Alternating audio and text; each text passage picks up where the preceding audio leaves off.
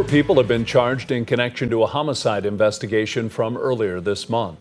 Sioux Falls police say it was just before 9 a.m. September 5th when officers were dispatched to Cherry Rock Park for a check well-being call. That's where they found 51-year-old Thomas Mark Fernandez, who had visible injuries. Police say he was taken to the hospital and later died. On Wednesday, a grand jury indicted 4 people: 25-year-old Donovan Bird Necklace Pigney, 24-year-old Tiana Herrera, 30-year-old Chaska Little Bear, and 33-year-old Al Pigney. Their charges include first and second-degree murder, first-degree manslaughter, aggravated assault, and robbery. The USD art professor who was put on leave for a social media post following the death of Charlie Kirk will be returning to the classroom temporarily. Michael Hook is suing representatives from the South Dakota Board of Regents and the University of South Dakota.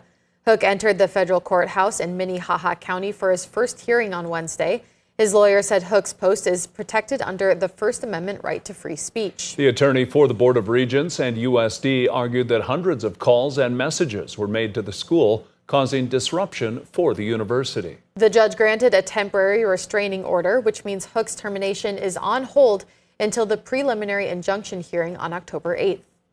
South Dakota Attorney General Marty Jackley announces 5 smoke shop owners statewide have been indicted after a law enforcement sting uncovered the sale of illegal products in their businesses. The operation in June targeted shops suspected of selling products that violated state and federal law.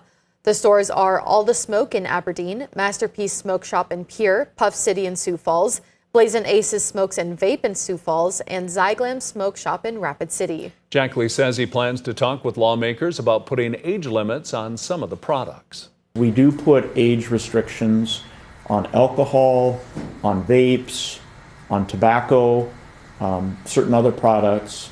I feel that we need to have a conversation about, do we need age restrictions on certain chemicals and what chemicals are those.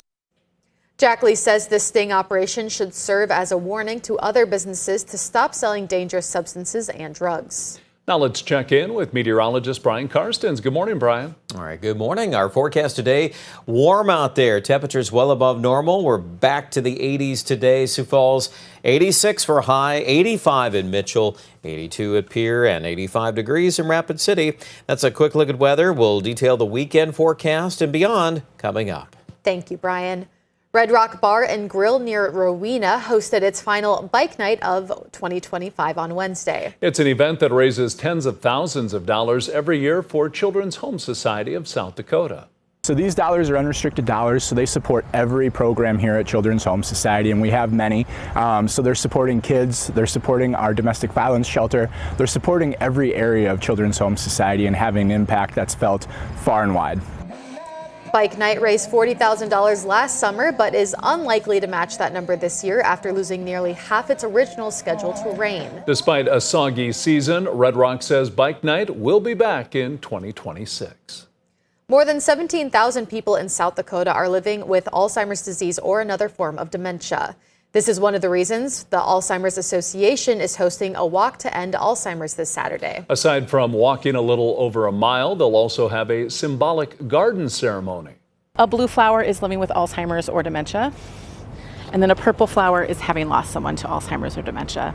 So before we go on our walk, we have a promise garden ceremony, and we have members of the community who represent every flower color up on stage. There's no cure for Alzheimer's, but for the first time, there are treatments to help slow the disease. Saturday's walk takes place at Falls Park. Over 20,000 people will be in Custer State Park tomorrow to watch the 60th Buffalo Roundup event. Riders on horseback will guide the herd across the prairie, where the buffalo and calves receive a checkup or treatment. It's really become a South Dakota tradition. I mean, people come out here, they bring their families out, they come just to experience, to see it, go to the arts festival and make a trip out of it. And I think that's just become such a generational thing that people really want to continue growing this event. And that's what we've done. And we haven't lost the spirit of it, I feel like, even though it's grown so big. The event starts at 9:30 a.m. Mountain Time, with the park opening up bright and early at 6:15. Officials say if you want to take in the roundup, you need to arrive early. That's a look at some of our top stories. Now let's get another check of your weather with Brian Karstens. Brian? Okay. Okay, our weather update here today. Well, we're looking at dry skies, and it looks like right now continuing that trend. 80-degree weather this afternoon. Very common. Sioux Falls probably at least to 86 today. Rapid City not too far behind that. We expect those dry skies to continue tonight. It looks like lows dropping back in the 50s, and then tomorrow we're going to warm back up once again into the 80s ahead of a cold front, which is coming into western South Dakota. Northwest wind behind that. Rapid City tomorrow, 15 to 30. Sioux Falls, we're going to pick up a south wind, 15 to 20. Maybe a little more than that. But the front, as it moves south and east, it's going to wash out. And really it just leaves behind 70s on Saturday. Sioux Falls probably still hits 80.